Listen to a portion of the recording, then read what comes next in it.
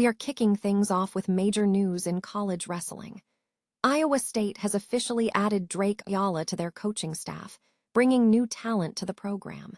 We dive into the details of this significant addition and what it means for the future of the Iowa State wrestling scene.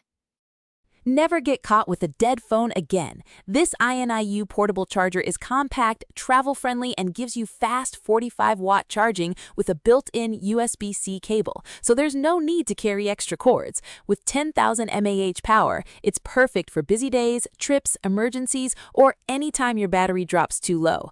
Grab yours on Amazon through the link in the comments before your phone hits 1%. Next up, we shift gears completely to the legal world with a massive story brewing around Aubrey Drake Graham. The MFIA clinic's brief in Aubrey Drake Graham's defamation appeal against UMG Recordings has caused a huge stir across the media landscape.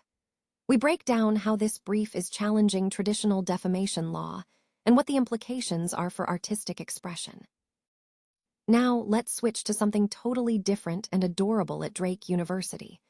The time has come for Griff II, the beloved live mascot, to pass the torch to the next generation of Griffdom during a special changing of the harness ceremony. We look at who is stepping up to be the next face of the university. And finally, we look at the NFL drama as Patriots head coach Mike Vrabel faces mounting pressure. Following reports about a private boat trip with Dianna Russini, the odds of Vrabel keeping his job have plummeted, even as quarterback Drake May publicly backs him. Stay with us as we cover all the latest developments.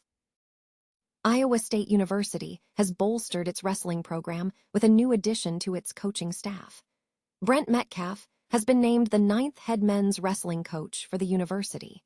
The announcement comes amidst several significant developments within the Iowa State wrestling program. Furthermore, the program has welcomed Allie St. John as the first women's wrestling coach for Iowa State. In related news, Drake Ayala recently celebrated a victory, defeating Illinois Lucas Bayard at the NCAA Wrestling Championships held in Cleveland, Ohio. Other coaching updates mentioned in recent coverage include Kevin Dresser being confirmed as the director of ISU Wrestling. The recent legal proceedings surrounding Aubrey Drake Graham's defamation appeal against UMG Recordings, Inc., have garnered significant media attention, centering on a brief filed by the Media Freedom and Information Access, MFIA Clinic. The brief, prepared on behalf of the Floyd Abrams Institute for Freedom of Expression at Channel YouTube and by University of Florida law professor Larissa Lidsky, supports the dismissal of Drake's defamation claim concerning Kendrick Lamar's diss track, Not Like Us.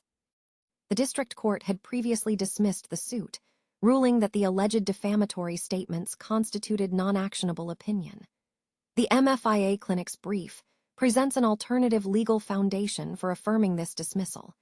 The argument hinges on the principle that consent acts as an absolute bar to a defamation claim.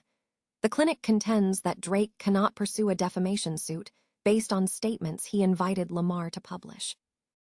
This legal strategy resonated widely, with outlets including the New York Times, Billboard, Digital Music News, MSN, and the media law podcast SLANDRTOWN covering the development. Adam Liptak of the New York Times noted that the brief effectively placed the judge's indication that Drake had opened himself up to attacks into a formal doctrinal context. The brief utilized an analogy comparing the situation to a boxer who challenges a world champion, is knocked out on live television, and subsequently sues for battery, a suit that would fail because the challenger consented to the fight. In a detailed discussion on the SLANDRTOWN podcast, host Dan Novick interviewed Raymond Perez, an MFIA student director who helped draft the brief, and visiting associate clinical professor John Langford. Perez clarified the consent argument, explaining that consent is a defense to many torts. He illustrated the concept by stating that if an individual invites an insult, they are effectively consenting to it, and subsequently suing for defamation would be foreclosed under established consent to defamation principles. When discussing the scope of the argument, Perez emphasized that the brief does not suggest that all exchanges between artists are permissible. He argued that the key legal question is whether a plaintiff had a reasonable anticipation of the statements.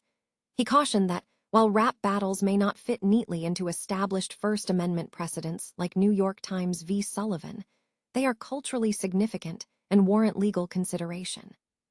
The concern, Perez noted, is that courts should avoid prematurely intervening in cultural disputes and curtailing the expressive exchanges protected by the First Amendment.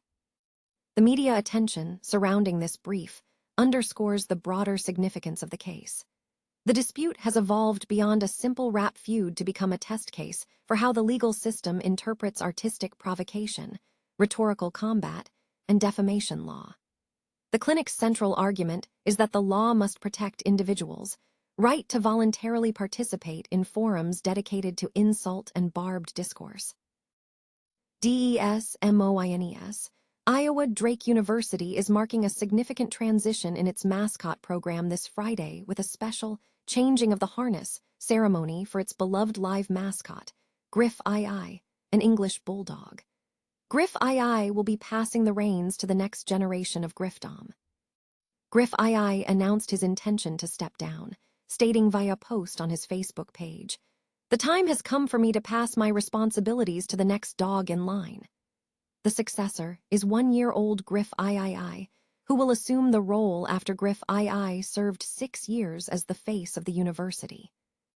Aaron Bell, Drake's live mascot program director, had identified Griff III as the ideal candidate after introducing him late last year.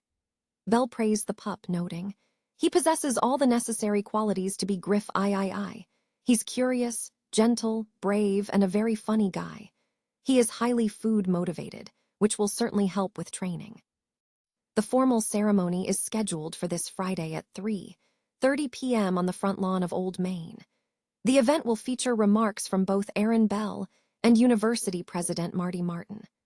Following the ceremony, attendees will have the opportunity to meet and take photos with both Griff II and Griff III. The transition is part of a larger schedule, as Griff II is set to officially graduate from his mascot duties during Drake University's 156th commencement ceremony on Sunday, May 17, where he will cross the stage with the graduating class. New evidence has surfaced regarding the personal relationship between New England Patriots head coach Mike Vrabel and former NFL insider Dianna Russini, significantly impacting the coach's standing with the team. TMZ published a report detailing a private boat trip the two took together in 2021, while Russini was pregnant with her first child, Michael. According to a source with direct knowledge, the NFL duo rented a vessel in Putnam County, Tennessee, in June 2021, with only the Titans head coach and Russini on board for the 2 to 3 hour rental. Documents obtained by TMZ Sports reportedly show both individuals signed a company waiver before departing, with no visible public displays of affection noted before they left. This information fuels speculation about a potential 6-year affair between Vrabel and Russini. Despite the mounting evidence, Patriots quarterback Drake May has publicly voiced strong support for Vrabel. Speaking to the Associated Press in Charlotte, North Carolina, May addressed whether Vrabel's off-field activities were a distraction. May stated, "No, I don't think it will be a distraction. I mean, he's our head coach. I think he's done a great job of talking to us and talking us through it. I'm just looking forward to getting back to work and getting ready. I think that'll take care of itself. I know he's got the right mindset, and I know he's a great human being. Like I said, I love playing for him." May reiterated his team's loyalty, saying, "We're here for Coach. We love Coach, what he does for us, what he's done for us this past year, you can't speak into words. Just thankful he's our head coach, and we know he's doing some stuff off the field and out of the coaching world, but we're here for him, and I know he's going to come back." Following the release of the boating trip details, betting markets reflected a shift in perception regarding Vrabel's job security. Vrabel's odds of remaining the Patriots head coach for Week 1 dropped from 77% to 64% on the Kalshi betting platform. Furthermore, the probability of him being fired by the end of the year increased from 19% to 28% on Polymarket. In a notable development, the NFL has indicated it will not be launching an investigation into the Vrabel-Russini situation.